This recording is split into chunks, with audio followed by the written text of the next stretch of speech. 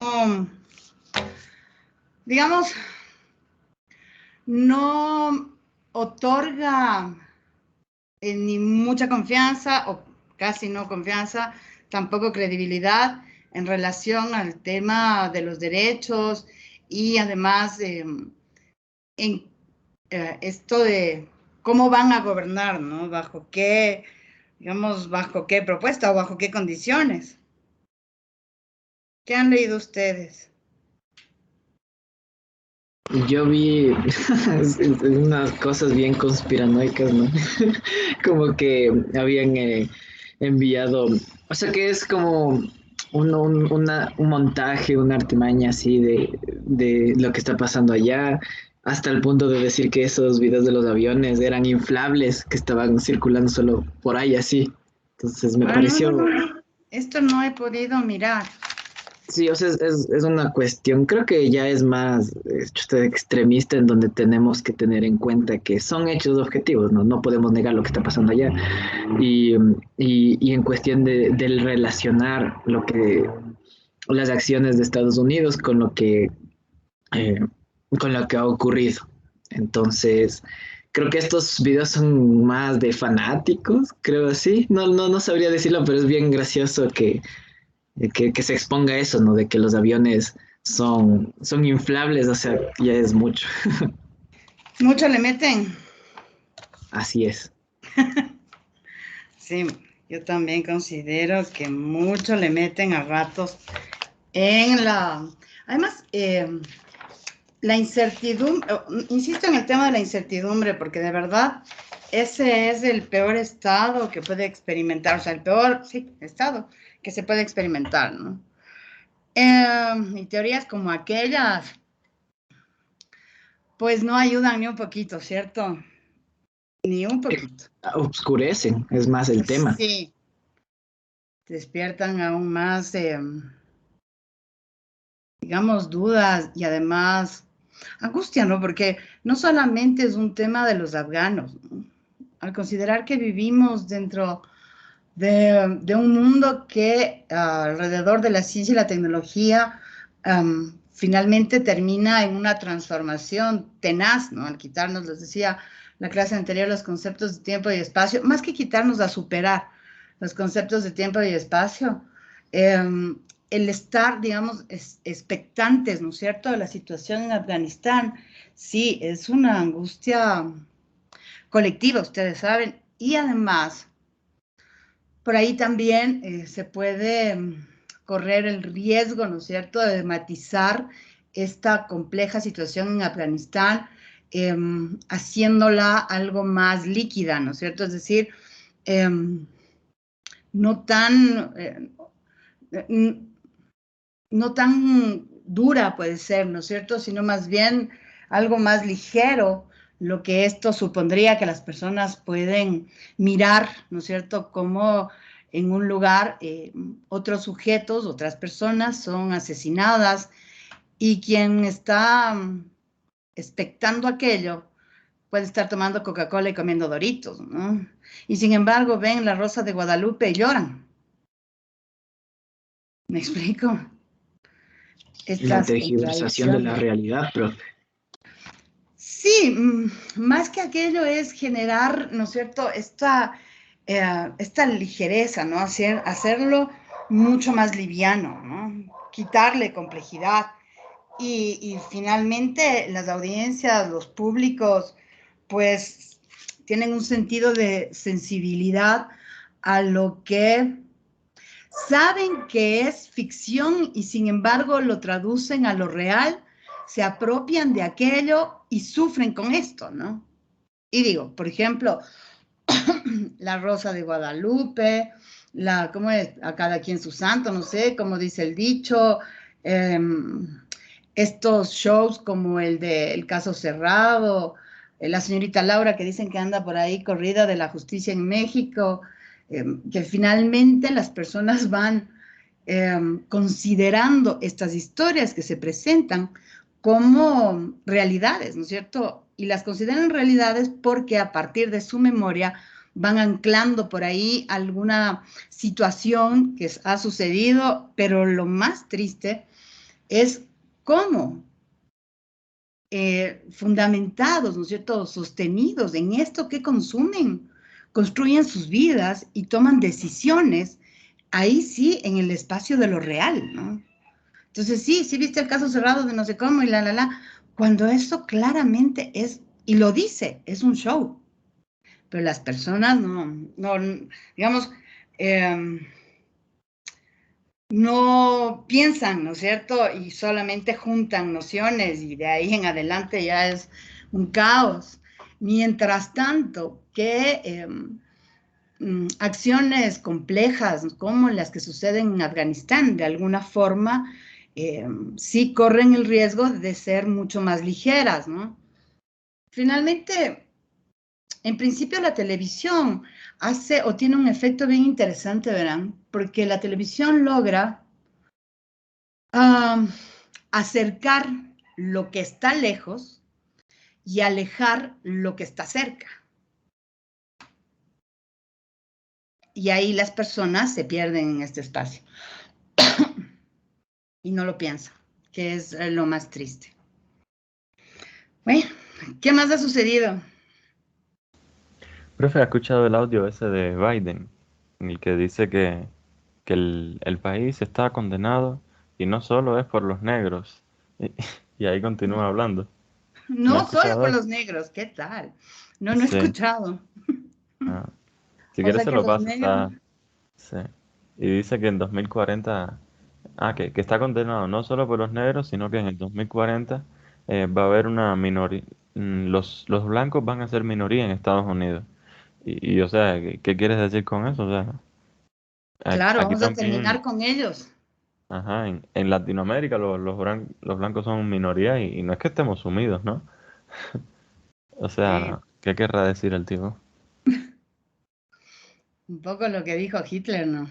Acabemos con ellos antes de que se adueñen de nuestros espacios. Y si te fijas, es el discurso con el que Donald Trump llega a ser presidente, porque de verdad, en principio no tenía mucha posibilidad real de llegar a la presidencia Donald Trump, porque no había tenido una trayectoria política, digamos, su quehacer había estado en relación a lo empresarial y más bien mucho más cerca por ejemplo, esto del Miss Universo y de sus hoteles y del espectáculo y del mimimi, pero no había tenido ni una formación política ni una trayectoria política, ¿no? En el quehacer de lo público. Él no, pero termina ganándose, ¿no es cierto?, aquellos sectores donde el discurso de América para los blancos, de los blancos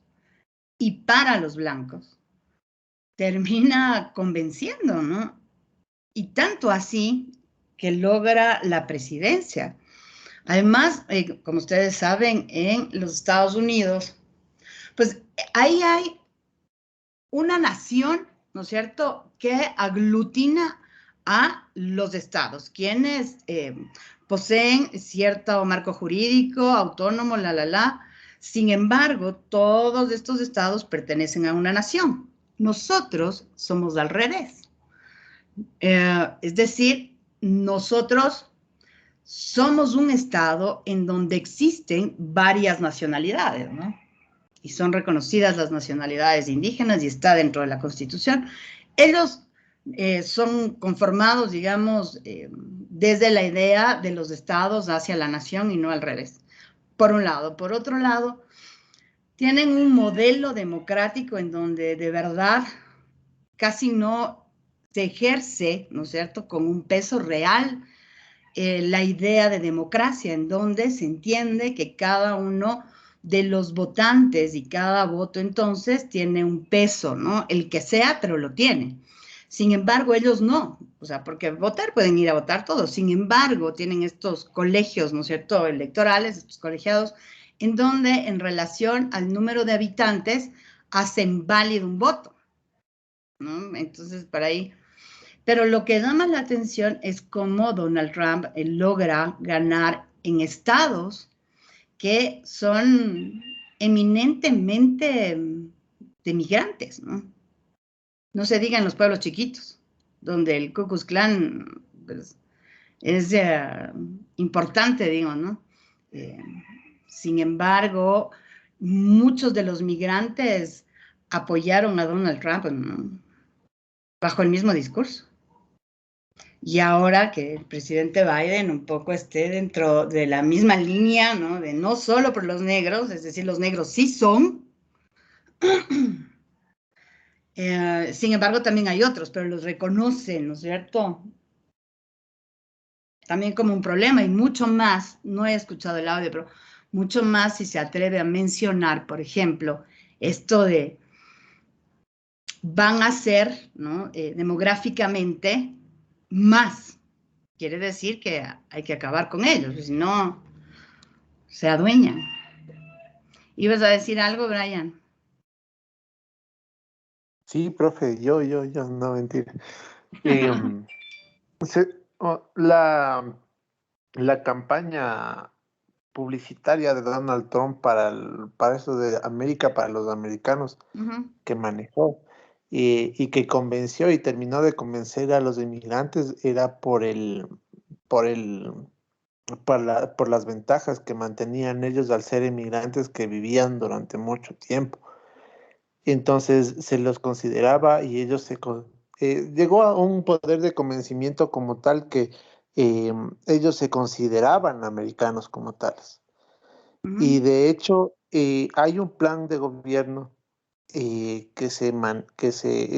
establece desde el gobierno de Donald Trump, en el cual se planteaba con esto de la separación de, ¿cómo se podría decir? De personas, incluyendo a los negros, a los latinoamericanos, a los migrantes, eh, reconstruir la economía estadounidense. De hecho, porque se preveía, supuestamente había estudios en los cuales Estados Unidos estaba perdiendo la calidad o sea, ese nivel que lo mantuvo durante mucho tiempo como país de primer mundo. Entonces se fueron, de hecho es un plan de gobierno el restablecer el control como tal de Estados Unidos y limitar a las masas extranjeras y de igual manera a las personas que no sean, ¿cómo decir?, de piel blanca. Ese es el plan que De, se maneja y me supongo que todavía así debe sigue manejándose hasta ahora. de piel rosada, más bien. Porque no has visto esos americanos que se dicen blancos, pero son como rosaditos ellos. Ajá, sí. Tienen un conflicto en relación al color de la piel de los sujetos. Y a partir de aquello generan valoraciones, incluso hasta clases y tipos de ciudadanos, ¿no? Así como ciudadanos de primero, de segundo o de tercer orden. Siendo los ciudadanos de tercer orden, eh, digamos, no significativos, ¿no? Y no por el número, sino por la condición. Eh, y generalmente ni siquiera aparecen en los datos ni en las estadísticas, ¿no? Porque no, es como que no existiesen. Sí es complicado. Sí es complicado.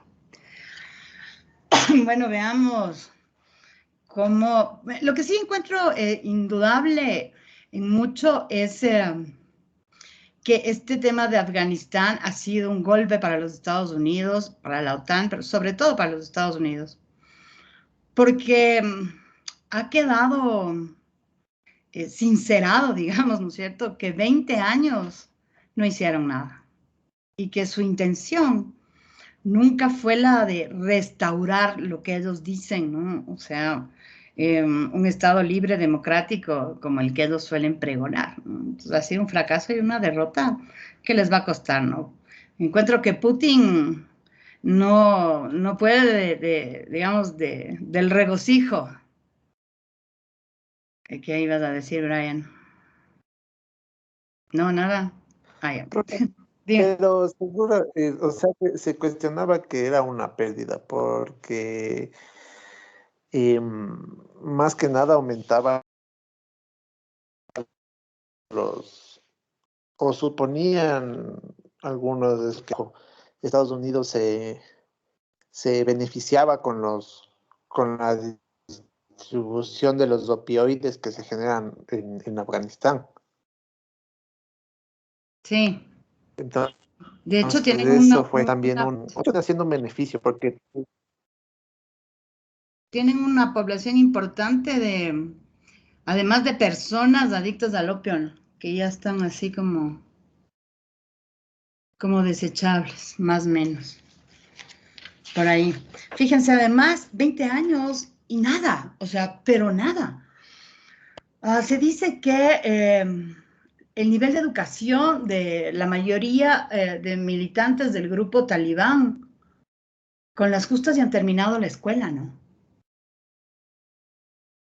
Tal vez el momento más importante, digo, en la medida en que Afganistán experimenta una posibilidad, ¿no es cierto?, de desarrollo, de mejoramiento en temas de educación, en temas de labores, o sea, laboral me refiero, fue en esos 70, ¿no? Cuando en ese momento la URSS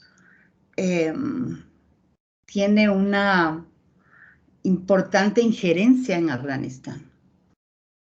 Pero luego de eso, nada. Y 20 años, nada, pero nada.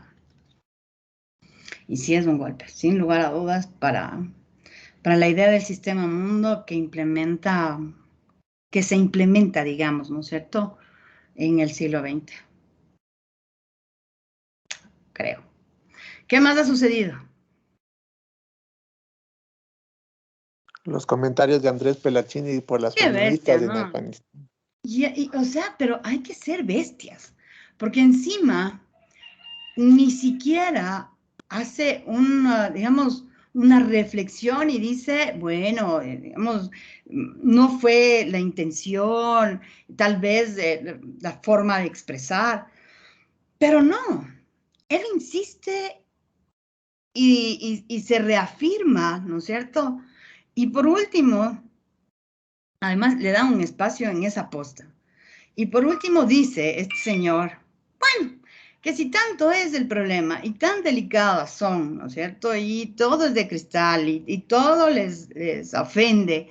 Bien, él se disculpa, pero solamente a palabras, porque él realmente, digamos, en su postura, para él no hay nada que disculpar. Pero si quieren oír eso, ya, me disculpo. Pero no reconoce nada, ¿no? Es una estupidez, de verdad.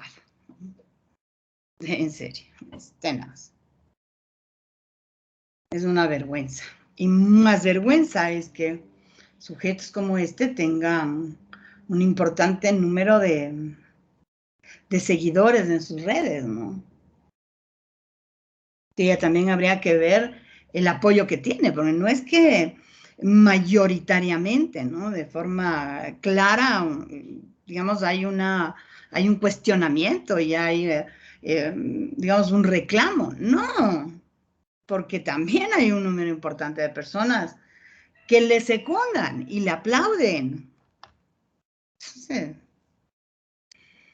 A ratos me espanta y mucho qué han hecho con nosotros o qué han hecho con ellos.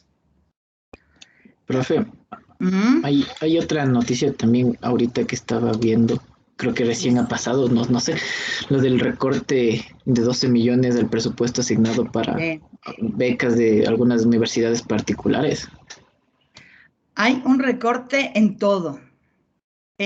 Por ejemplo, en el tema de la obligatoriedad que tenían las universidades privadas de otorgar becas, ¿no es cierto?, a estudiantes de alto rendimiento, digamos así, o no necesariamente de alto rendimiento, también de comunidades, ¿no es cierto?, de nacionalidades, que por temas de economía no podían acceder a una carrera, pues las universidades estaban en la obligatoriedad, porque recordemos que la educación no está pensada ni concebida como una empresa ni como un negocio de rentabilidad, que es la condición de la empresa, sino, por eso además están exentos de algunos impuestos, ¿no? Sino, y se entiende que las universidades privadas funcionan de acuerdo a la autogestión en relación a sus ingresos. Y cuando presentan, casi siempre, excedentes, ese excedente no debe ser considerado una rentabilidad y una ganancia para los dueños o patrocinadores de la universidad, sino que debe ser reinvertida, ¿no es cierto?, en educación, es decir, en equipos, en laboratorios, en infraestructura y mejorar siempre las condiciones, ¿no es cierto?, para que se pueda, digamos, desarrollar academia, ¿ya? Fuera de aquello estaba esta responsabilidad, digamos, sobre otorgar becas, ¿no? Y sí, pues ahora, como se ha propuesto en esta, ¿cómo se llama? En esta reforma, ¿no es cierto? Porque es una propuesta de la educación superior, las universidades estarán liberadas de control, de gestión, de, digamos, sí, también de evaluación, de explicaciones financieras, liberadas de todo. Y van a considerar solo los mínimos, ¿cierto? Los mínimos, tanto para profesores como para administrativos y como para becas estudiantiles. Antes, bueno, tal vez era el inicio de Rafael Correa en sus periodos, 2008. Sí, hasta antes de Rafael Correa y solo el inicio hasta que se hagan toda la Constitución nueva y todas las cosas. Vean, y lo puedo decir desde mi oficio, es decir, desde el profesorado en la educación superior. Yo, claro, en la Universidad Central tengo una relación de dependencia, gané un concurso y entonces tiene una responsabilidad laboral conmigo la Universidad Central. Pero en las otras universidades, o sea, en las privadas, no existía aquello. Y lo que nosotros hacíamos era facturar servicios profesionales. Por lo tanto, no teníamos seguro, no teníamos jubilación. Si no había clases o estaban exámenes, no teníamos ninguna, digamos, ninguna remuneración, considerando además que los estudiantes siempre pagan. O sea, no dejas de pagar un solo mes. Aunque curses 8 meses, pagas 12. Siempre vas a pagar 12. Pero para la universidad privada era un negociazo, ¿no es cierto? No tener una responsabilidad. Y entonces con Rafael Correa, pues en los procesos académicos se exige que las universidades tengan una planta docente, ¿sí? Titular. Lo que a las universidades privadas no les gustó mucho, ¿no? Mejor dicho, no les gustó nada, ni que hagan una clasificación, ni que hagan una evaluación, ni que determinen cómo se va, digamos, desarrollando cada carrera. No, nada, ellos solitos querían organizarse. Pues vamos a volver a aquello, ¿no? A la autoevaluación, a la autoclasificación, a la autogestión, a la independencia total y completa. También debería llamarnos la atención, ayer en la noche se entregó el nuevo presupuesto del Estado, 22, 23, hasta el 2026 o 25, en donde también hay un recorte importante en el presupuesto general, esto como una exigencia del FMI. Por lo tanto, digamos, el déficit es mayor. Y si el presupuesto es menor, necesariamente van a quitar recursos. Y adivinen a quiénes. A la salud, a la educación, y eso sin contar todo lo que están en camino de privatizar, ¿no? Pero eso mismo quisieron cuando optaron por esa propuesta de gobierno. ¿Algo más? No. Bueno, yo les quiero contar algo. El día viernes en la madrugada, es decir, a las 2 de la mañana, entre 1:30 y 2 de la mañana, mi madre tuvo un infarto. En casa, pues salimos de emergencia hasta el hospital, porque si uno espera la ambulancia, de verdad, mi madre se moría porque llegó al hospital y volvió a infartar. Entonces, he tenido unos días muy, muy complicados. Pues tuvieron que el viernes, como a las 4, 3:30 de la mañana, hacer una intervención, dado que es una válvula, estuvo totalmente tapada, total y completamente. Además tenía muchos coágulos, con el riesgo que estos coágulos puedan terminar en una trombosis, incluso alguno llegar hasta el cerebro. Entonces, bueno, finalmente libró la cirugía y ha estado internada, ¿no es cierto? En terapia intensiva, salió ya de terapia intensiva ayer. Sin embargo, hoy tuvieron que nuevamente ponerle oxígeno. Entonces, no he tenido los mejores días. Mucha preocupación sobre la salud de mi madre, siempre ha sido muy fuerte. Y es la primera vez realmente que tiene un quebranto, y ese quebranto casi le cuesta la vida, ¿no? Casi le cuesta la vida, pero afortunadamente está ahí peleando aún. Entonces, si yo no estoy equivocada, hoy debíamos revisar los trabajos de Habermas, ¿no es cierto? Y su propuesta, mejor dicho, y su teoría crítica. Sin embargo, para esta actividad, de verdad necesito como concentración, porque vamos leyendo, vamos ajustando, ¿no es cierto?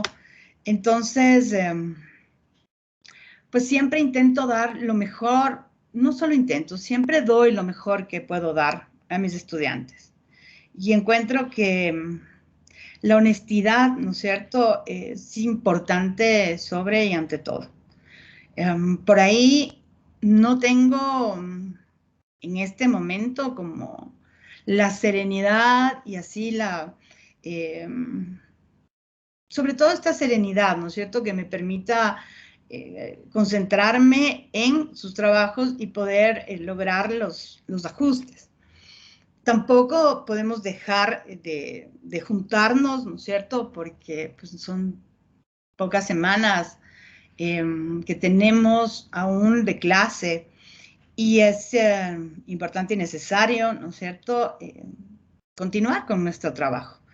Así que la propuesta que les tengo, ustedes sabrán decirme si la aceptan o no, es trabajar hoy el texto, un capítulo de Spielvogel que trata sobre la sociedad de masas en la era del progreso, sobre todo para explicar, ¿no es cierto?, lo que supone ser el siglo XIX para la conformación del siglo XX, que es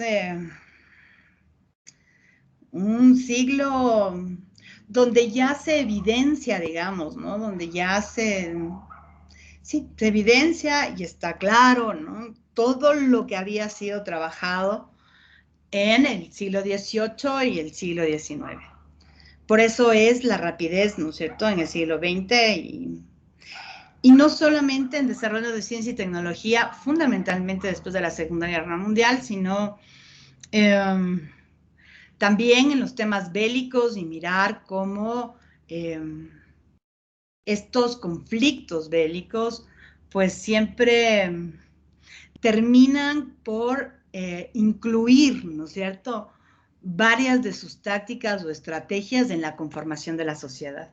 Si no, sería difícil respondernos el tema del Internet, ¿no?, sabiendo que también fue una tecnología desarrollada para un momento en un tema bélico. Entonces, los temas bélicos sí van a ir como transversalizando. Entonces, si estamos de acuerdo, podemos hacer la sociedad de masas en la era del progreso de Spielvogel, y La próxima semana revisaremos lo de Habermas y por ahí si terminamos la sociedad de masas, también lo que habría que hacer. ¿Sí? ¿De acuerdo? Sí, profe. Chéverísimo. Muchas gracias. Lo último que les voy a pedir, por favor, es dejar que me ponga el colirio los colirios tienen así como las medicinas digamos, de lo demás, horas específicas. Entonces, 5 minutos, no, 7 minutos, porque me pongo y debo esperar 5 minutos y empezamos a hacer la sociedad de masas, ¿ya? Gracias, chicos.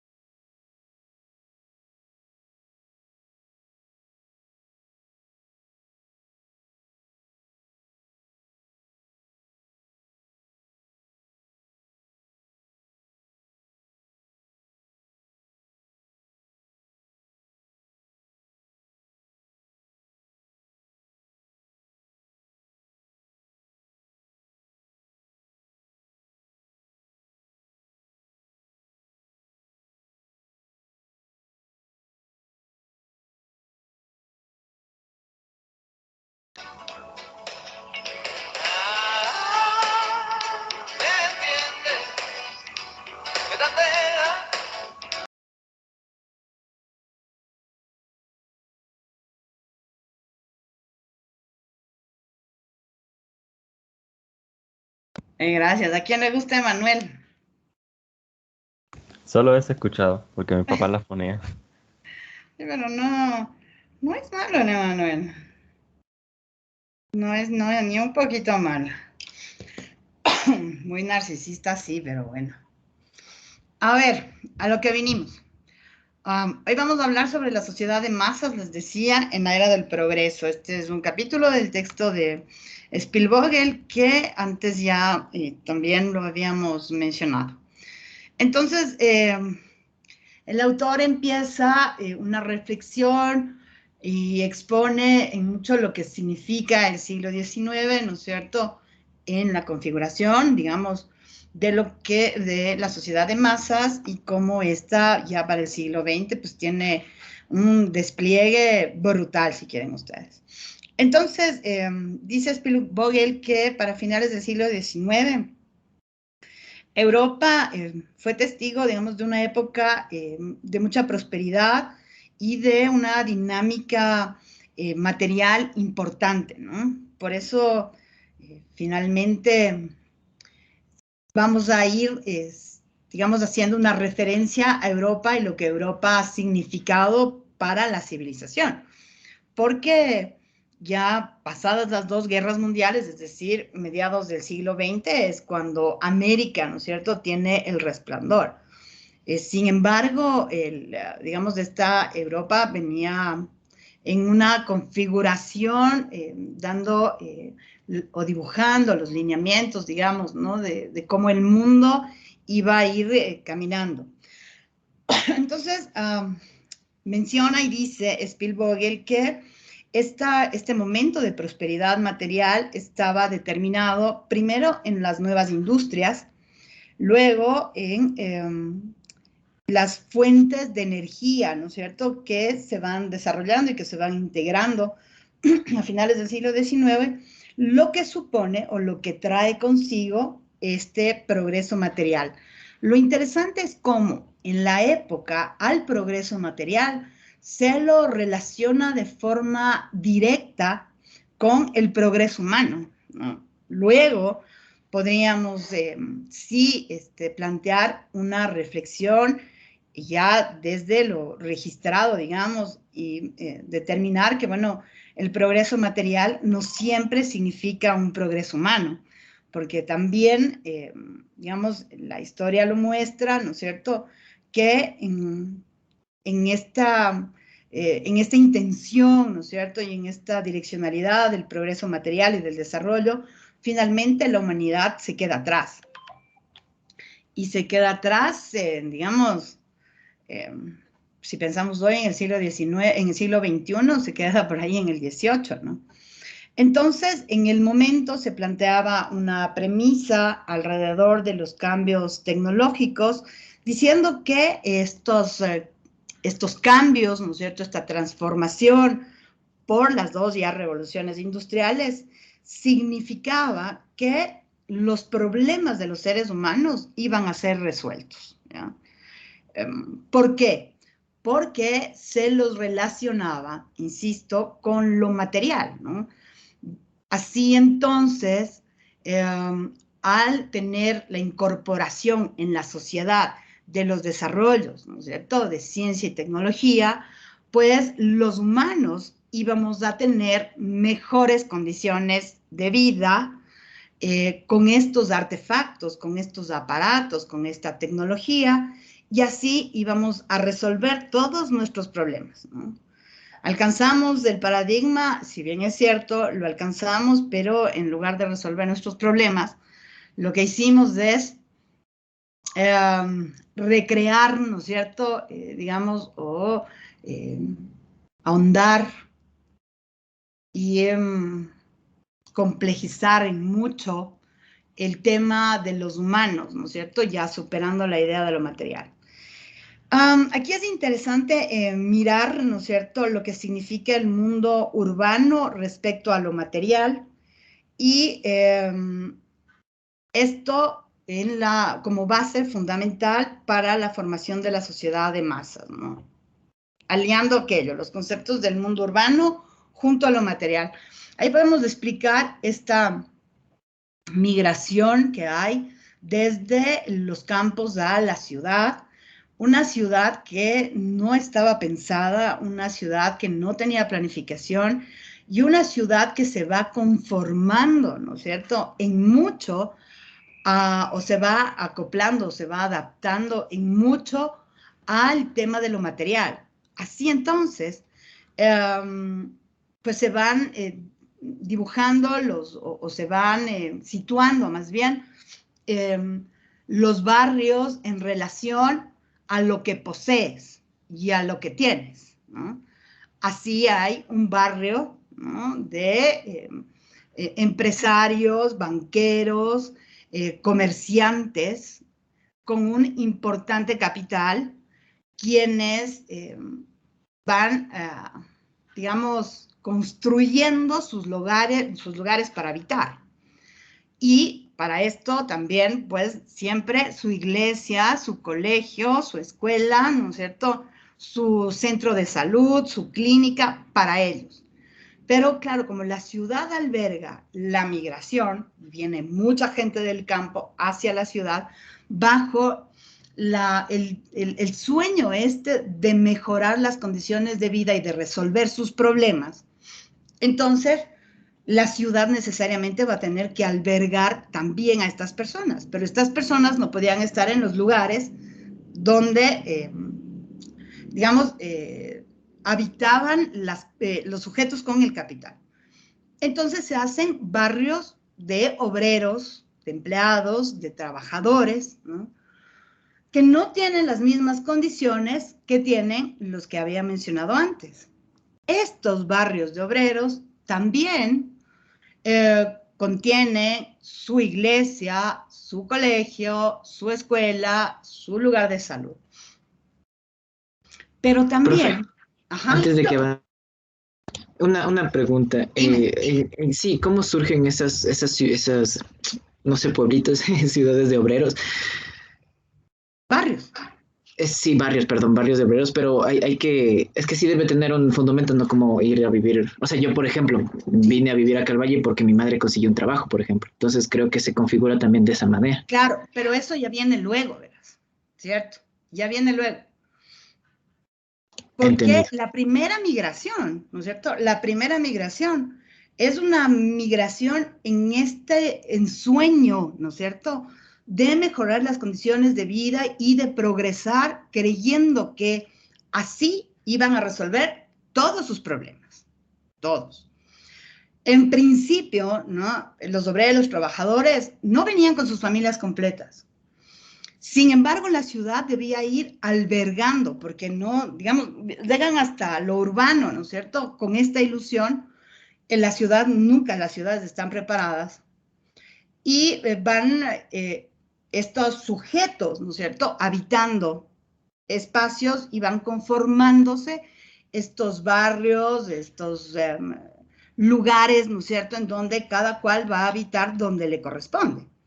Fíjate, en el campo, luego ya vienen sus familias, ¿no? Luego ya la migración, llegan sus familias y claro, entonces la escuela está más cerca, el centro de salud está más cerca, la iglesia está más cerca, porque en el campo les resultaba muy complicado llegar hasta un lugar de atención de salud, muy complicado llegar hasta una escuela, ¿no es cierto? Incluso las relaciones interpersonales, el abastecimiento para los comestibles, para vivir, ¿no es cierto? Todo tenía distancias importantes. Entonces, pues las personas casi todo el tiempo carecían de algo, ¿no es cierto? Algo, tenían requerimientos de algo. Mientras que te decían que en la ciudad ibas a tener trabajo, ibas a poder educar a tus hijos, o sea, iban a poder asistir a una escuela porque tenían las condiciones, se daban para aquello. iban a tener atención médica, digamos, el abastecimiento, los alimentos, iban a configurarse también en lugares de adquisición, en centros, digamos, de mercaditos y bazares, y así se va formando la ciudad. Pero, ¿no es cierto?, también existe otro sector en esa misma ciudad que son o responde o están habitados por las personas que no tendrían cabida en lo mencionado antes. Profe, Es disculpe. decir, las prostitutas, los borrachos, los ladrones, digamos, estos ciudadanos, ¿no es cierto?, que no tenían cómo habitar estos otros espacios, pero también existían. O sea que Lavanderas. se forman las favelas, ¿no es cierto? Claro, después, por ejemplo, hoy, ¿no es cierto?, pasados 2 siglos, porque esto es finales del 19, pasados 2 siglos, la distribución de la ciudad es muy similar. Es decir, no hemos mejorado, ¿no es cierto?, en superar aquello, en repensarlo, no. Es tenaz, por ejemplo, lo que pasa en esta ciudad, en Quito, ¿no? Habría que mirar lo que significa Cumbayá. Ahí tienen sus urbanizaciones, sus universidades, sus colegios, sus iglesias. De hecho, han ido así como arrinconándoles, ¿no es cierto?, a los habitantes de ese antes Tumbaco y Cumbayá, de esos pueblitos, ya no. Ahora están enojadísimos porque hay una constructora que quiere hacer como unos multifamiliares y entonces estos dicen, ¿cómo se les ocurre, no? ¿Que a dónde se van a ir ahora? Pues cada vez intentan como habitar, ¿no es cierto?, y construir espacios definidos para ellos. Entonces, en primera instancia, o esta primera ola migratoria, fíjense ustedes que definitivamente alcanzan el sueño por el cual migran. El problema surge con las nuevas generaciones, porque esos hijos ya habían sido educados, ya habían sido atendidos, es decir, lograron alcanzar el paradigma. Pero, ¿qué les queda a ellos? ¿Qué herencia terminan heredando? El ya vivir, ¿no es cierto?, en el de los obreros, en el de los trabajadores, y casi imposible llegar, ¿no es cierto?, al otro lugar. ¿Y qué se plantean las nuevas generaciones en su condición? ¿Y qué condiciones les otorga el Estado en una responsabilidad con los ciudadanos? Porque fíjense, los estados, ¿no es cierto?, los gobiernos empiezan a atender exactamente en la misma clasificación. Y entonces hay una educación para pobres, ¿cierto? Hay una atención de salud para pobres, que difiere mucho de los que sí tienen, hasta en demasía, ese capital. Y al que aspiran por lo menos a llegar los que están excluidos. Porque las prostitutas y los borrachos y los ladrones también tienen hijos, pues.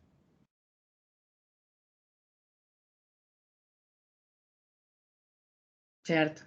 Aquí es donde empieza, digamos, a formarse, ¿no es cierto?, estas distancias entre unos y otros, y como podrán observar, o pensar, o meditar, pues también trae consigo nuevos problemas. Y claro, estas ciudades empiezan a crecer y a crecer en las mismas características, digamos, de clasificación entre unos y otros. Hay una película bien interesante, no sé si han visto, que se llama, de un director ecuatoriano, una película ecuatoriana, que es del Tito Jara, que se llama A tus espaldas. ¿Cierto? En donde, digamos, el personaje principal que encarna a tus espaldas es alguien que vive en el sur, hijo de una migrante, pues una migrante porque tiene que irse a España y se queda solo con la abuela. Consigue un trabajo así como de cajero en el Supermaxi o en el Banco de Guayaquil y se compra un auto y le tunea, ¿no es cierto? Pero su sueño es llegar al norte y tratar de borrarse del sur, o sea, en procesos de blanqueamiento brutales, ¿no? Creyendo, como decíamos al inicio, cuando nos dábamos la vuelta al mundo, creyendo que los del norte, o creyendo que los blancos son mejores. Renunciando a todo y renegando, ¿no es cierto? Hasta con una suerte incluso de vergüenza, ¿no es cierto? De habitar o pertenecer a un lugar. Por lo tanto, en el crecimiento de la ciudad, pues se va dando lugar esto que decimos una sociedad de masas, ¿no? En donde van a tener la ilusión de mejorar las clases, o sea, de clase, más que las clases, de clase, ¿ya? Entonces, las clases bajas, así dice Spielvogel, aunque a mí no me gustan los términos, pero así dice el autor, tienen la ilusión de mejorar. Pero lo interesante es que el mejorar es salir de donde eres al otro, que en serio no perteneces y quieres entrar a como dé lugar.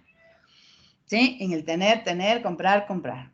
Bueno, sin embargo, también esta sociedad de masas, pues, y este tema de ciudad y de lo urbano y de lo material, también en el tema político tiene una injerencia respecto a la participación de los sujetos. Así, el voto, por ejemplo, ¿no es cierto? Digamos, es un derecho ciudadano. Fíjense, ya hablábamos, ¿no es cierto?, que hasta antes de la Revolución Francesa esto no existía, ¿no? Y de hecho, digamos, se da la toma de la Bastilla, sobre todo porque cuando los ciudadanos tenían voz, no tenían voto. Pero fíjense ustedes cómo a partir de esta clasificación el voto cada vez se deslegitima más y vale menos, ¿no? Pero, digamos, en el momento, y estamos hablando del siglo XIX, pues el derecho al voto era importante, ¿no es cierto?, en el tema de lo político.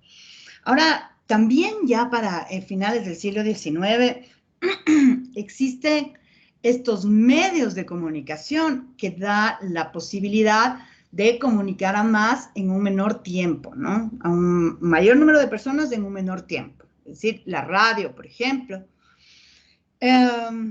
Los periódicos ya significaban estos medios que iban a formar la opinión pública, ¿no? Piensen hoy cómo Andrés Pelaccini forma opinión pública, o cómo Andrés Carrión forma opinión pública, o cómo Carlos Vera o Daneri Nostroza lo hacen. Los de la posta. Fíjense además que quienes tenían estos medios masivos de comunicación eran las personas con el capital. Entonces, iban a contar los hechos o los sucesos con la mirada de interés. Pero nos ha costado un tiempo importante, ¿no es cierto? Además de la ruptura en mucho, o de los quiebres en muchos de los discursos, el poder hoy, siglo XXI, cuestionar a un medio, ¿no es cierto?, masivo, digámoslo así. Fíjense además que el desarrollo de ciencia y tecnología pues traía este regalo, ¿no es cierto?, que eran las horas de ocio, ¿no? ¿Por qué? Porque si vos integrabas tecnología, aparatos, máquinas, pues se entiende, tenías o te iban a quedar horas que antes estaban destinadas a un trabajo que te podías llevar un tiempo que ahora será menor y que iban a incrementar las horas de ocio, es decir, para el cuidado de los humanos, ¿no es cierto? Pero como los humanos tenemos el gen del mal, lo único que hicimos fue esclavizarnos más con los aparatos y las máquinas. Mucho más. Y también lo que hicimos es iniciar un proceso deshumanizador. Fíjense, por ejemplo, en esta acción de lavar, ¿no es cierto? Lavar la ropa, ¿ya? En el siglo XVIII, pues esto casi no se hacía, ¿no? Es que ¿dónde quedará el río? ¿Con qué lavas, no? Por eso es que les dio la peste y todo, ¿no? El bañarse no era una costumbre, no era un hábito, no era una costumbre, no. Luego lo construimos, ¿no es cierto?, como parte de la cultura y lo aliamos a la salud, pero no siempre fue así. Sin embargo, ya para el siglo XIX, o sea, para el 1800, para el siglo XIX, con el desarrollo de ciencia, de técnicas, de tecnología, pues los sujetos, como les explico, ya fuimos como saliendo de lo rural a lo urbano.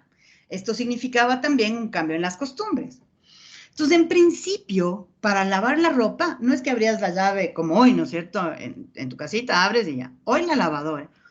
Hace unas décadas atrás, la piedra de lavar. Pero no tenías el acceso al agua. Fíjense, siglo XXI y no todos los barrios urbanos tienen acceso al agua, ¿no? O sea, tienen agua potable. Entonces, las personas se reunían, ¿no es cierto?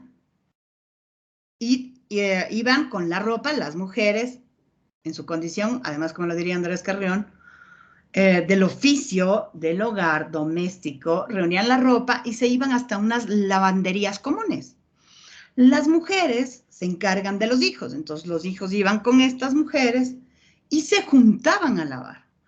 En la parte rural, ¿cierto? También tenía un reflejo, entonces las personas iban al lugar más cercano, al río más cercano, las mujeres se reunían con las otras, entonces no era solo el lavar la ropa, era todo lo que significaba, porque eran las únicas personas entre iguales con las cuales podían hablar, verse, reír, llorar, cantar, pelear, lo que carajo sea, pero podían hacerlo, había esa interacción. Y los niños podían estar con otros niños y tener actividades, ¿no? Y vienen a la ciudad, les digo, habían estas lavanderías comunes y lo hacían. Pero luego, como así somos los humanos, y lo vamos aliando al desarrollo, ¿no es cierto?, y al mejoramiento, pues ya el agua llega hasta tu lugar. Entonces, en tu casa ya tienes un espacio, ¿no es cierto?, destinado para lavar la ropa. Eso que decíamos, la piedra de lavar. Que como quiera, necesitabas un espacio y además al aire libre, ¿no es cierto?, para colgar la ropa, que por ahí incluso podías como respirar y tener otro ambiente. Pero luego llega la lavadora y ya no tenemos ni ese espacio, ¿cierto? Ya hay unos cuartos nomás. Hoy los edificios no tienen esto para colgar la ropa, porque se entiende que tienes lavadora y secadora, y si no tienes, no puedes vivir ahí. Pero un proceso deshumanizador, ¿por qué? Porque ¿qué trae consigo la tecnología? Cada vez hablas menos, interactúas menos, ¿no es cierto? Te relacionas menos y crees, ¿no es cierto?, que te facilita, y sí te puede facilitar. Sin embargo, tus condiciones de vida no han mejorado, han empeorado. Y rematamos con una pandemia que nos tiene en la virtualidad. Por ejemplo, sí, lo rematamos. No contentos con todo esto, hacemos unos virus, ¿sí? Y entonces, claro, las horas de ocio, que era digamos, el paradigma, pues terminan siendo reemplazadas por más horas de trabajo, porque claro, debes tener. Lo material es lo más importante, ¿no? La mirada opulenta. En la política, pensemos que para los 70 del siglo XVIII, es decir, para el 1870, existían ya los gobiernos constitucionales. De hecho, en este lado del mundo, nosotros ya éramos una república, ¿no? España hasta ahora no es una república, Pero habían estos jóvenes estados constitucionales, existían estos lugares, ¿no es cierto?, llamados parlamentos, congresos, asambleas, ¿no es cierto?, que legisla, tienen el marco constitucional, tienen, para hacerlo, requieren una participación, se entiende, de todos los sectores, por lo menos dentro de la utopía, y claro, intentan trabajar, ¿no es cierto?, esos principios de igualdad, que fueron, digamos, la utopía del siglo XVIII. Es así como vamos a ir ingresando al siglo XX, ¿no? Pensemos en la economía, sobre todo respecto a la energía eléctrica, que sí, sin lugar a dudas, supone una importante transformación en la sociedad, ¿cierto? Una importante transformación en lo social, marcado, les digo, en la esfera de la economía. ¿Por qué? Porque la luz te da más tiempo de trabajo, ¿sí? Fíjense que hasta antes de aquello, antes de la energía, el trabajo estaba dependiente de la luz determinada, ¿no es cierto?, por el sol y el movimiento y la. Toda vez que no había luz, hasta ahí llegábamos. Pero viene la luz y no solo aquello, vienen los colores. Porque hasta antes antes de este momento, los colores no eran parte de nuestra estructura mental, ¿no? Si se fijan, todo había estado digamos, en blanco-negro, ¿no? No había más.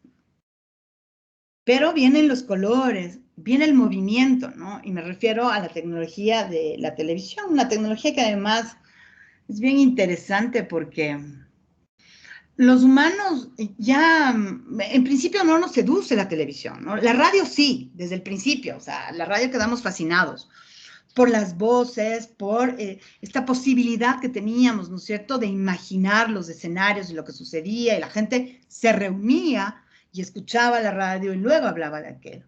Pero cuando llega la televisión, pues no nos acostumbramos y no nos gustaba mucho, no teníamos mucho sentido, digamos, de situarnos frente a una caja, ¿no?, que producía movimiento, imagen, movimiento, después color, pero en principio imagen y movimiento, y todos debían estar en silencio por el tema de la atención, y además de cómo iban fragmentándote, ¿no es cierto?, programándote.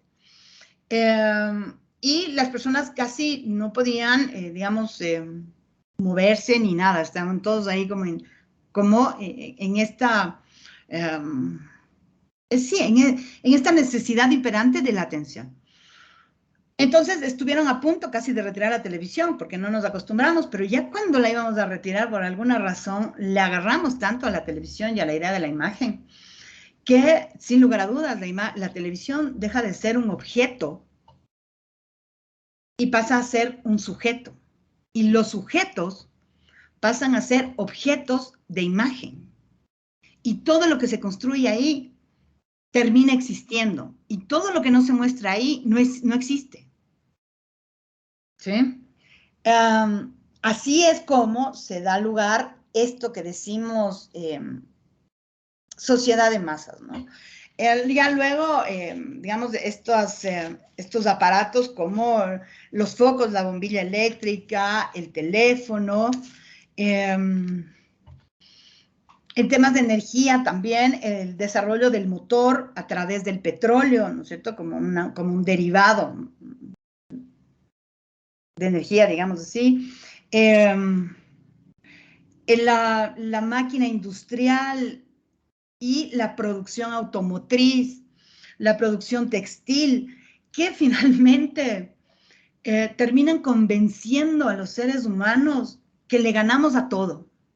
O sea, que ganamos cualquier probabilidad que nosotros, o sea, que esta especie logre ser el hombre, se decía en el momento, el amo de la naturaleza, del mundo y de todo. Además, éramos los hijos de Dios, a imagen y semejanza. Entonces, además, éramos casi Dios, ¿no? Lo rompe todo, o sea, rompimos todas las probabilidades y, digamos, contra todo, lo logramos. Sin embargo, en la época no nos interesaba ni un poquito el tema del ambiente, ni de la natura, ni de los arbolitos, ni de los pajaritos. Porque lo único que nos interesaba era este desarrollo, ¿no? Es que este desarrollo te iba a resolver los problemas. Fíjense que hoy, siglo XXI, han visto, digamos, esta información que está en medios y en redes también de la cantidad de gente que está en el aeropuerto despidiendo familiares y la cantidad de gente que se está yendo a México para pasar a los Estados Unidos, quienes cuando lleguen a México deben pagar un coyote para que les pase a los Estados Unidos, eso en el caso que lleguen vivos, con deudas de $30,000. Pero van a los Estados Unidos ¿para qué? Para mejorar las condiciones de vida, creyendo que así van a resolver todos sus problemas. Pero resulta que no. Y no aprendimos nada, ¿no? Recuerden en el feriado bancario finales del siglo XX, cuando tuvimos esta ola migratoria, entre otras cosas, en responsabilidad de quien hoy eligieron presidente de la República. Por eso será que ahora otra vez están yendo. Pues mantienen la dolarización los migrantes. Sin embargo, tenemos un grave y complejo problema, ¿cierto?, en este país, de embarazos de adolescentes, mujeres muy, muy jóvenes embarazadas, del incremento de las pandillas como organizaciones, ¿no? O sea, no como grupo de amigos, sino como organizaciones, de esta desarticulación, desmembramiento de la sociedad por el tema migratorio. Entonces, en lugar de resolver los problemas, se ahondan más. Pero bueno, pero se entiende en el siglo XVIII, pero para el XX fue lo mismo y en el XXI otra vez. Bueno, la Primera Guerra Mundial termina sin lugar a dudas, por fortalecer la industria, sobre todo de la aviación, ¿no es cierto?, en el desarrollo de tecnología. Y pues hoy tenemos, respecto al desarrollo tecnológico en aviación, aviones y otros aparatos, ¿no es cierto?, que tendrán ese principio que tuvo el desarrollo de la Primera Guerra Mundial por un tema bélico, que hoy casi nos, digamos, hasta nos podría sorprender, digamos, ¿no? Pero en ese momento, pues, la guerra fue un buen negocio, digámoslo así. Hay que pensar también, dice Spielvogel, en el incremento de la producción industrial, en cómo para la época, además, insisto, ¿no?, la producción regía el desarrollo de los mercados, la producción regía el desarrollo de las sociedades, por lo tanto regía a la economía, la economía marca la política en esos intereses, y la sociedad iba ahí como intentando entender, adaptarse y adoptar, ¿no es cierto?, lo que sucedía. De alguna manera nos fuimos estandarizando y nos fuimos acomodando, ¿no? Y fuimos inventando, ahora que leo el tema de la industrialización, por ejemplo, en lo textil, y les decía, me parece, en alguna clase, fuimos tan así, estandarizándonos, ¿no es cierto?, que calzamos 36, 37, 38, o en otra, digamos, en otra industria, 8, 8,5, pero antes habían zapateros porque todos los pies eran diferentes.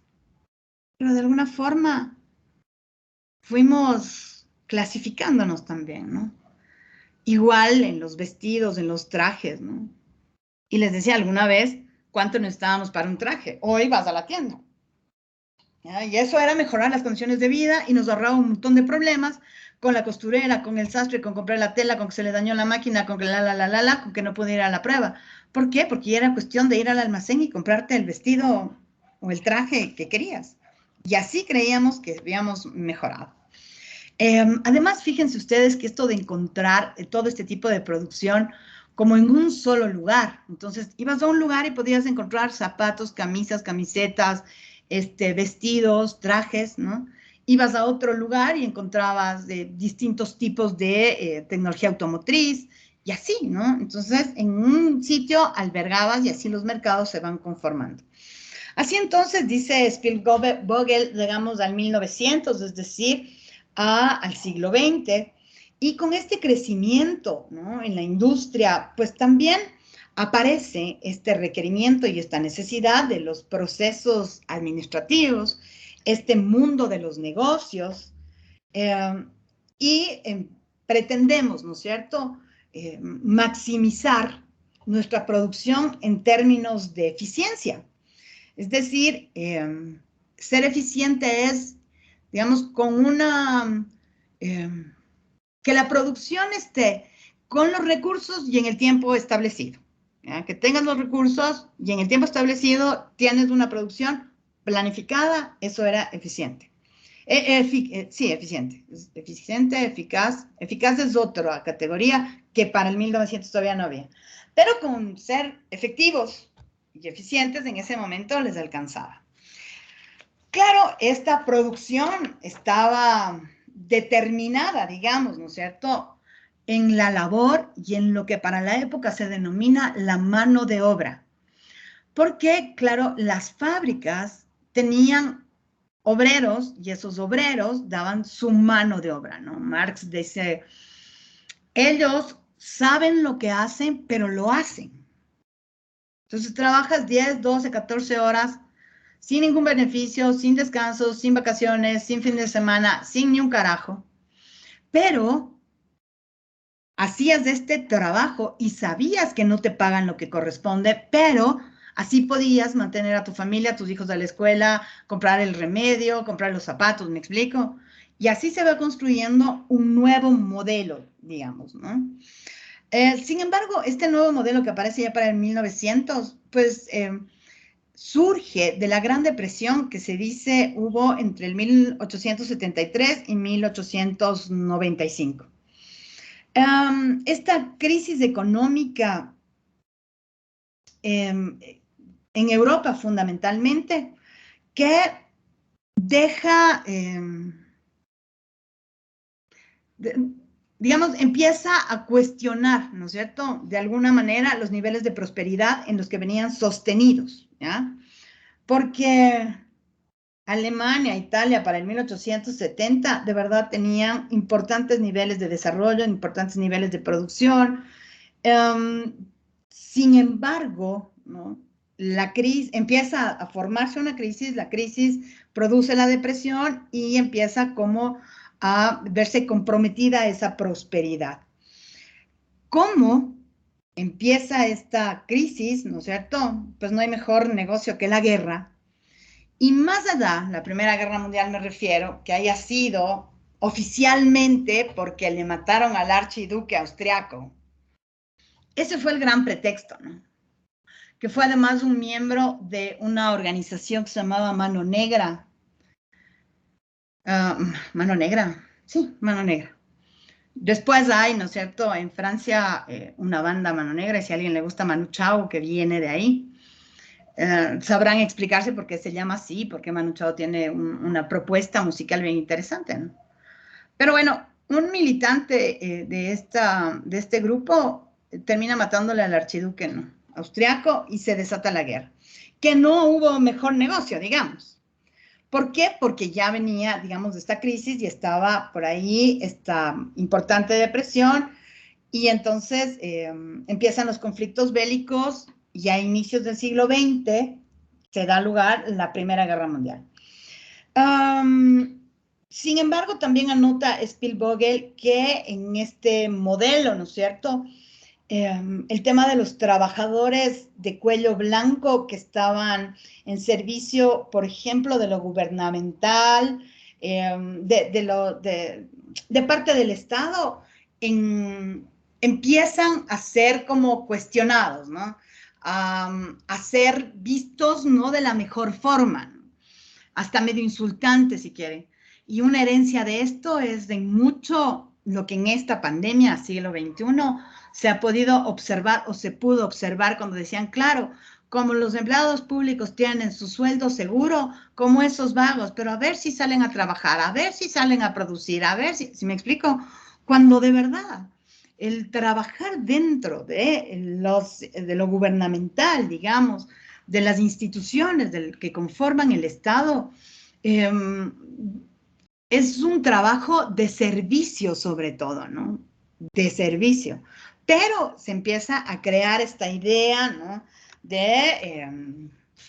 Digamos, de malgastar la plata del Estado, creyendo que lo que se le tributa es casi un robo y para pagar a semejantes vagos, en lugar de yo dejar de pagar al Estado y poder comprarme otra maquinita para hacer jugo de naranja, ¿no?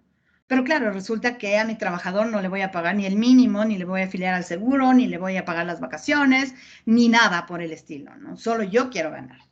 Pero viene conformándose, digamos, este imaginario desde esta época. ¿Qué más dices, Spielvogel? Habla también sobre esto que es bien interesante, sobre las lealtades de clase, ¿no? Es decir, cómo trabajan unos y otros dentro del lugar que se entiende, se corresponde. Entonces, los empresarios, los dueños del capital, tienen una lealtad de clase y siempre van a tirar para su lado y van a mostrar para su lado y van a hacer que el Estado funcione de acuerdo a sus intereses, ¿sí?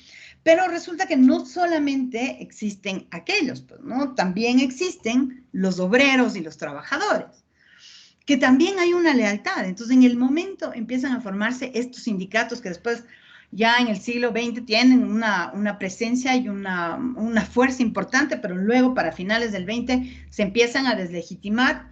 Eso, por ejemplo, es bien interesante cuando se estudia el tema de Rafael Correa. ¿Por qué? Porque como se deslegitiman estos sindicatos que venían trabajándose en lealtad desde el siglo XVIII, en vista de que la sociedad también da cuenta que estos sindicatos, de verdad, los únicos beneficiados son los sindicalistas y no todos los obreros, y que les negocian sus derechos, que la gente, el pueblo, pone los muertos, ¿no es cierto?, a conveniencia de unos para que vayan a hacerlo, a firmar en el despacho de otros. Entonces, ya para finales del siglo XX, esto empieza a deslegitimarse. En el siglo XXI ya nadie cree en los sindicatos. Esto lee la gente, por ejemplo, que hacía política en el momento. Me refiero a Rafael Correa y sus, digamos, y los militantes en ese momento cercanos a esa propuesta política, y vuelve, digamos, a la ciudadanía, ¿no? Entonces, ¿quién cree en el sindicato? Nadie. Pero nosotros ciudadanos, y vean lo que hizo, es bien interesante, porque empezó a trabajar por los barrios. Y no exactamente por los barrios donde tienen el poder económico y político, sino en los barrios populares, donde debía trabajar. Por eso es tan fuerte, por eso tienen un voto duro hasta ahora. Por eso tienen, ¿no es cierto?, un porcentaje, pues del 38% me parece, y casi inamovible, ¿no? Y siempre apuntando a que puede ser más, pero ahí está la explicación. Sin embargo, para la época, ¿no es cierto?, es decir, estamos hablando de finales del siglo XIX, las lealtades de clase pues estaban, digamos, intactas y estaban fortalecidas, ¿no? Por ahí se actuaba, se interpretaba, se decidía de acuerdo a la clase y al interés de la misma, ¿no? Por tanto, a pesar de ser estados muy jóvenes, empiezan ya a tener una distancia entre entre el Estado como gubernamental, como institucional, y la sociedad, ¿no? Empiezan a alejarse, cosa que esa no era la intencionalidad. En temas de género, pues también es importante lo que se hace, ¿no? Pues las mujeres están de alguna manera, solo de alguna manera, intentando acceder, ¿no es cierto?, a el espacio de lo público. En temas de salud, la población va de alguna forma, mal que bien, ¿no es cierto?, digamos, con posibilidad de atención en temas de salud. Se preocupan para el momento en el ámbito de la nutrición por las nuevas generaciones y de la higiene, ¿no?, para, digamos, evitar, ¿no es cierto?, en lo posible, los contagios masivos y las pandemias y Entonces, el tema de ahí empezamos a construir la idea de los baños y de lavarse las manos y de la. La población va a seguir en esta misma línea, ¿no es cierto?, migratoria, pero ya no solamente del campo a la ciudad, sino también a estos lugares o a estos estados en donde tienen el reflejo de la prosperidad. También, ¿no es cierto?, como lo habíamos dicho al inicio del texto, pues se vuelve muy evidente la exclusión entre los barrios, en temas de religión, en temas de la moralidad y de la falta de moral o de lo moral que puede ser, determinando esto el juzgamiento de los seres humanos. Incluso superando, ¿no? La moral son los comportamientos que rigen a la sociedad que no necesariamente están determinados en un código jurídico, ¿no? No tienen, digamos, un peso jurídico, pero sí tienen una condena moral. Esa condena moral es una condena social. Los sectores, dice además Spielvogel, que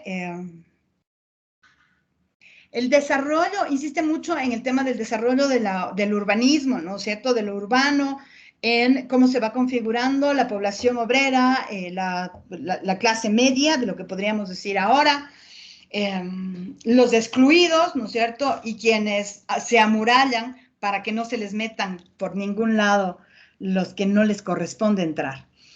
La estructura social de la sociedad de masas está sostenida en una élite que supone ser, aunque ustedes no lo crean, dice Spielvogel, no alcanza más del 5% de la población, no alcanza más del 5% de la población, pero sin embargo son quienes controlan dice Spielvogel, entre el 30 y el 40% de la riqueza, ¿no? Es generoso porque yo encontraría que es mucho más del porcentaje de riqueza que maneja ese 5%, ¿no?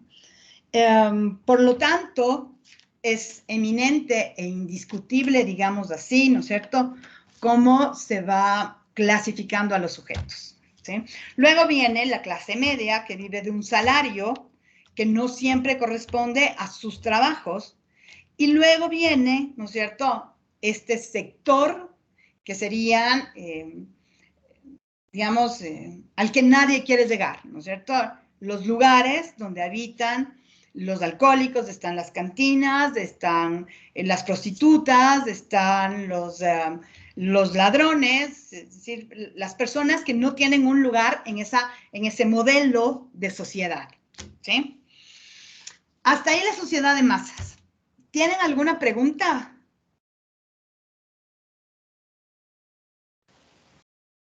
No. Me parece un poco confuso, pero... Cuéntame, ¿dónde te hiciste un poco? A ver. No, En es la que... transformación. No. O sea, sí, todos los temas que habló, o sea, sí, es como que por experiencia puedes constatarlo, ¿no? Pero creo que la forma en la que los abordó fue un poco, no sé, como que me perdí, ¿Confuso? No. A Ajá, ver, claro, pero de ahí sí se entiende. porque nosotros podemos explicar la sociedad del siglo XXI en una construcción, ¿no es cierto?, que viene desde el siglo XVIII, siendo el siglo XIX el siglo en el cual se va, digamos, primero hay los importantes adelantos en tecnología, ¿no es cierto? Y además ya te dibuja todo el modelo que va a regir al 20. Entonces, digamos, el 20 no es que se configura de la nada, ¿no?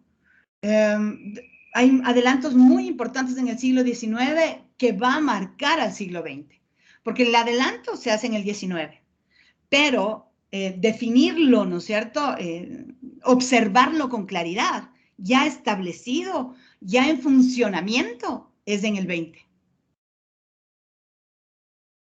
¿Sí? Ahora, ustedes van a pensar en qué nos ha dado y qué nos ha quitado la tecnología.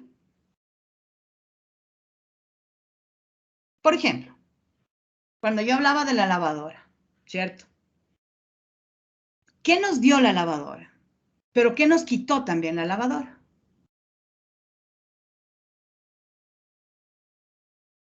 ¿Me explico? ¿Sí? ¿Qué nos ha dado? ¿Qué nos ha quitado? Y finalmente van a cerrar esto planteando qué pesa más mirando la sociedad en la que vivimos hoy. Si lo que nos dio o lo que nos quitó. Finalmente, la intención es que ustedes primero logren explicar, ¿no es cierto?, por qué el mundo en el que viven es como ustedes lo pueden observar. Eso por un lado. Por otro lado, también el pensar en la posibilidad, ¿no es cierto?, de construir, pero no podemos deconstruir si no reflexionamos en un análisis, digamos, complementario, donde podamos abordar con mayor claridad, ¿no es cierto? No solamente así las lavadoras son buenas, los celulares son buenos o son malos, o las redes, ¿no es cierto? O lo que sea. ¿No? No importa exactamente, digamos, si la lavadora solo tenía un botoncito en tal tiempo, ya 2 años después tenía 2 botoncitos, ¿ya? Para que luego ya no tenga ninguno, sino solo tenga, qué sé yo, no sé, que enchufarse, o sea, me estoy inventando. No es tanto y cuánto cómo se fue desarrollando la tecnología, ¿no es cierto?, el aparato, la máquina, sino cómo fue esa máquina marcando la dinámica de los sujetos. Entonces, ¿qué nos da y qué nos quita? ¿Y qué pasa más? Si lo que nos da o no nos quita. Profe, yo soy de la idea y que de ley tendríamos que abordarlo desde algún enfoque, ¿ya? Porque obviamente existe esto de que nos da o nos quita, pero hay que verlo con de qué manera podemos decir que es bueno o malo moralmente, claro, la moral que está aceptada ahorita, ¿no? Pero es bueno porque nos ha traído tantas, ¿cómo se llama? Un desarrollo para la sociedad a ¿Pero futuro. qué? Ese es justo, Sebastián, justo lo que acabas de decir, es el problema a resolver. ¿Qué significa el desarrollo? El desarrollo significa, como significó, ¿no es cierto?, en el momento, esta idea de lo material, ¿no es cierto?, aliado a la resolución de problemas. ¿Realmente hizo eso?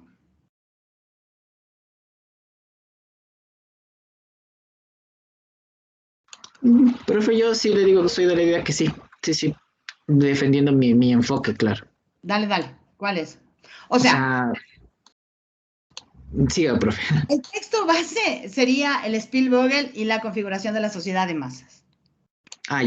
Ya, entonces, exacto, a sí. partir, exacto, del pensamiento, ¿no es cierto?, de cómo lo plantea Spielvogel el desarrollo, ¿no es cierto?, la conformación y el desarrollo de la sociedad de masas.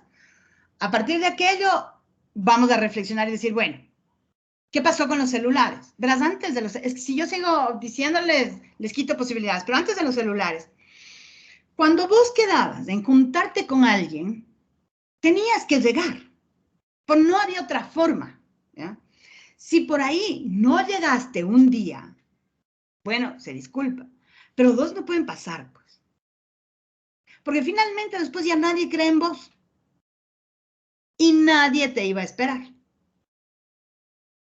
Hoy, vos puedes decir, sí, de ley nos vemos, cuando sabes que no vas a ir. Y hasta crees que no pasa nada porque le mandas un mensaje, le dices, ay, qué pena, sabes, no puedo llegar.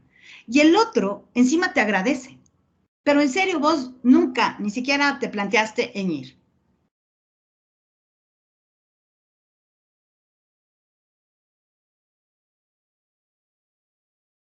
Sí. Sí, profe. ¿Ya? Entonces, así puede ser cualquiera, ¿no? ¿Qué sé yo?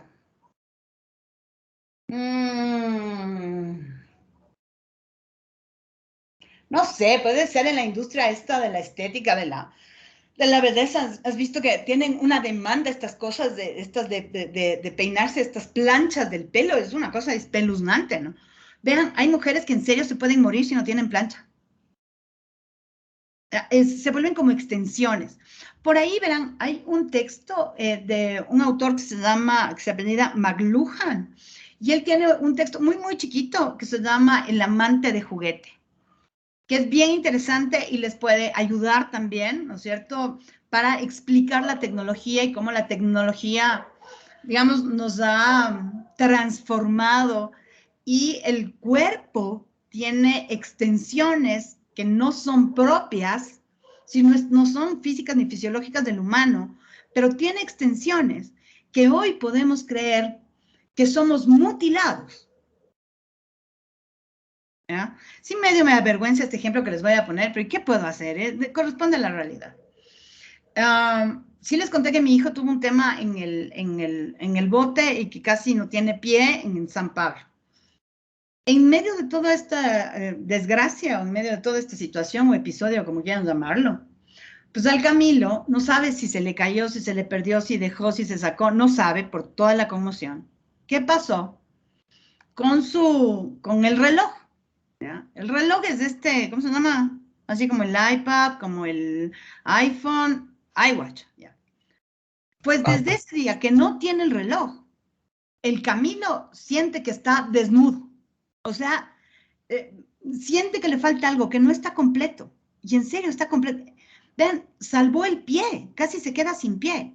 Pero él se siente así, una suerte casi de mutilado, porque no tiene el reloj. McLuhan empieza el texto abordando el mito del Narciso, ¿no? Y entonces sí saben el mito del Narciso, el griego, ¿no? El mito griego, que dice que el Narciso se veía, ¿no es cierto? Y se pasaba así, o sea, el otro ensimismado, ¿no? Mirando su reflejo en el agua, ¿no? Y entonces él se veía la nariz y decía, no, tal vez la nariz un poquito más espigada, o la nariz, no sé, ¿no es cierto? Ahí estaba el otro mirándose la nariz, y se veía la nariz, ¿no? Y él solo, en su cabeza, pues hacía estos acomodos de su nariz. Y estaba tan ensimismado, ¿no? Que por ahí aparece una ninfa, y ustedes saben que las ninfas son la seducción total, ¿no? Y la ninfa le habla a Narciso y le dice, oye, Narciso, ve, te estás perdiendo de todo esto que pasa en el mundo por estar ahí clavado viéndote, ¿no? Y el Narciso, nada. Y no es que al Narciso le valía madres lo que diga la ninfa Eco, no. Es que Narciso no le escuchaba. Entonces la ninfa se da cuenta, ¿no? Da cuenta que el Narciso está ensimismado y le deja de hablar, pero se pone a cantar. Y el canto de una ninfa, ¿no? Dicen los griegos, es seductor. Pero el Narciso, nada. Bueno, la ninfa se pone a bailar y el Narciso, nada. Pero no es porque, insisto, no le importa la ninfa, es que él está ensimismado.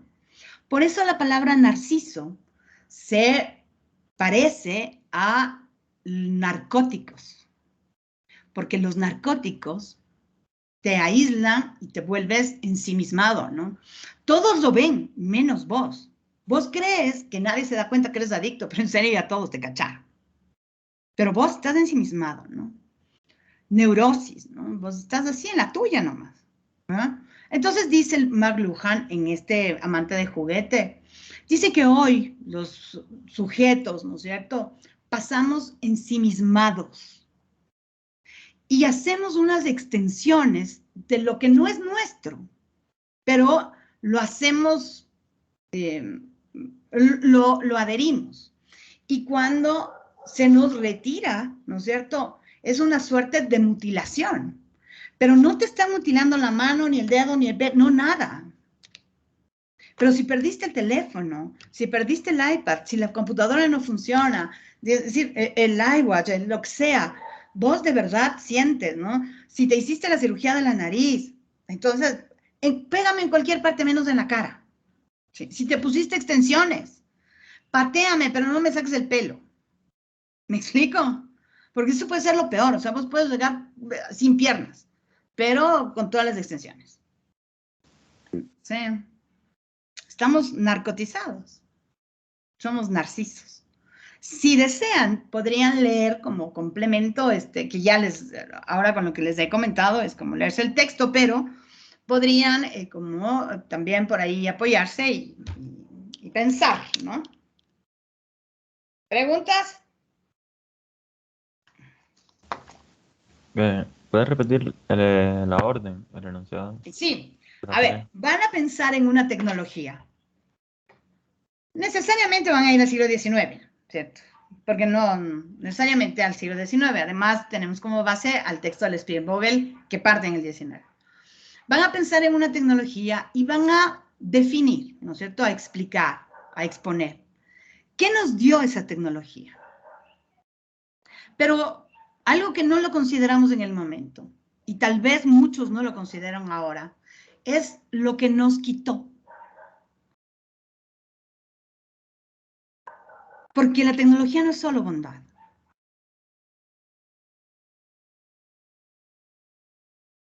¿Qué nos da el Internet? ¿Pero qué nos quita? ¿Qué nos dan las redes? ¿Pero qué nos quita? Pero si les sigo dando ejemplos ya no les queda casi nada. ¿Sí? ¿Qué nos da y qué nos quita? Y luego van a reflexionar y van a contextualizar, ¿no es cierto? Van a construir pensamiento crítico. Y van a decir, ¿qué pesa más? ¿Lo que nos dio o lo que nos quitó? Algo debe pesar más. Si se fijan, entonces, su forma de ver al mundo necesariamente va a ir como con duda, ¿viste? Ya no van a ser como esos sujetos que andan por ahí, pero no, como ellos sí, como animalitos de la creación. Teniendo todo de una naturalidad y diciendo obvio, ¿no? Cuando dices obvio no es porque no sabes ni un carajo. ¿De acuerdo? Y el siguiente lunes, si la vida nos permite, pues corregimos los dos deberes, el de Habermas y este del Spielvogel de la sociedad de masas. ¿De acuerdo? Profe, una pregunta, por favor. Dime, Kevin. Estrictamente tecnología del siglo XIX. No, no estrictamente. Pero, a ver, te digo que realmente la tecnología de veras, ¿no es cierto? Da inicio en el 19. En el 20 ya está insertada. Entonces, si quieren, pueden iniciar desde el 20 ya, no hay drama. Tal vez el siglo XIX solo les puede servir para enmarcar la tecnología, ¿ya? Para decir qué inventor, cómo fue, qué hizo, lo que sea, ¿ya? Entonces, enmarcan la tecnología y la exponen. Y ahí sí ya les toca de ley el 20. Y pueden hacer el 21 también, ¿me explico? No hay drama en eso. Ya, profe, gracias. ¿Ya? Entonces, ahora que me dice esto el Kevin, sí es importante que les diga lo siguiente. Porque tal vez no está muy claro. Este deber consiste en 3 partes, ¿ya? La primera parte van a contextualizar la tecnología. De algún lado tiene que venir. No es que se abre y se cierra el ojo. Entonces, contextualizan la tecnología, ¿no es cierto? ¿Qué principio, cómo, la? Luego, ponen qué nos da y qué nos quita. Y luego, ¿no es cierto? Le dan un mayor valor al que nos da o al que nos quita. Siempre va a estar bien, porque cada uno con su pensamiento. Aquí lo difícil es construir pensamiento. No juzgar el pensamiento. O sea, yo no puedo juzgar, ¿cierto? Pero lo importante aquí es que piensen en la claridad en ese pensamiento y que esté contextualizado. ¿De acuerdo? ¿Sí? ¿Preguntas?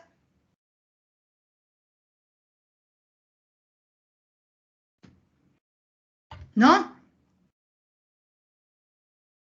Muy bien, entonces. Dicho esto, prendamos la cámara solamente para decirles chao. Chao, chicos. Pórtense mal para que esto valga la pena. Chao. Adiós. Solo Chao. me dice. Chao, Héctor, No, si no, es a no, vos. profe. Chao. Chao, pórtense mal. Chao, Sebastián. Si tienes alguna, por ahí.